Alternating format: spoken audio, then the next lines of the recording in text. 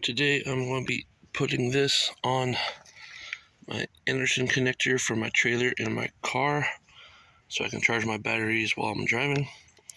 This is just a weatherproof cover. Cost 16 bucks at Powerwerx.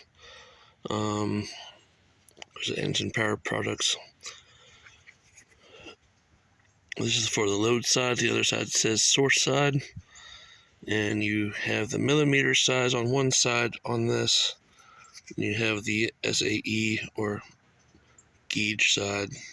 So you just cut it to the wire size you have, and that will help prevent water and stuff from getting up in there. And it's just hollow in there with this cover. And the way I'm going to do this is by pulling the plastic piece off of the wires. The easiest way I've found to do that is with one of these hooked picks. So you can grab the piece on the bottom, push it down, and you can pull the wire out. As you can see, it fits on there like that. Those are really tight right there. Just to show, this is what's connected to the Anderson connector on the back. I have a 50 amp fuse here that's resettable. I just connected that to the battery here, the positive. Is added to that part, and then I ran the wire down and underneath all the way to the back. I have the negative over here, so just to show, I do have the positive turned off, so if these do touch, there shouldn't be a problem. But this is a 50 amp. First I put a 30 amp on there, but it kept tripping because of the heat of the engine.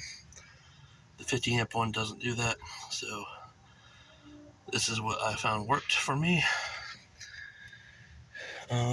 Just to make sure, if you want to do this while it's connected to the battery, make sure you have something disconnecting the power.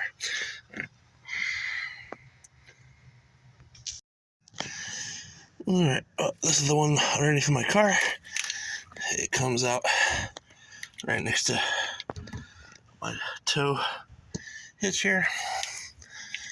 I got duct tape trying to protect the water from there, but now it's going to have that other thing. So I'm going to take this off, put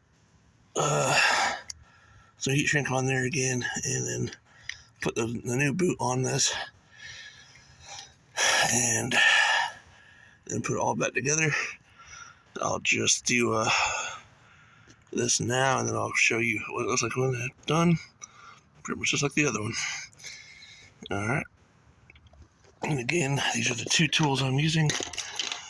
I got my little pick with a hook on it, and then I got this to cut the ends off of the boot. This is the connection that was made by the factory on this wire. What I did is I bought a jumper cable.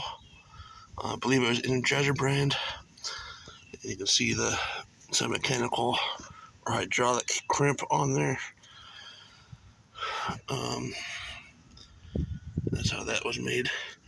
The only insulation or heat shrink I could find that would work, the one that's made for 2 gauge that has adhesive in it. So I'm going to use that on both of these. So here's the other one.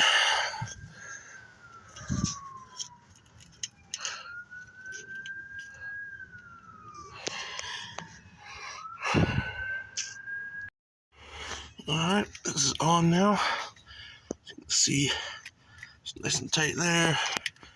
It's covered there. Alright, this wire tied in. I had 2 going around this bar, coming that loop, and I have 2 on this going through over that wire tie. That way it's pretty secure. It's not going to go anywhere.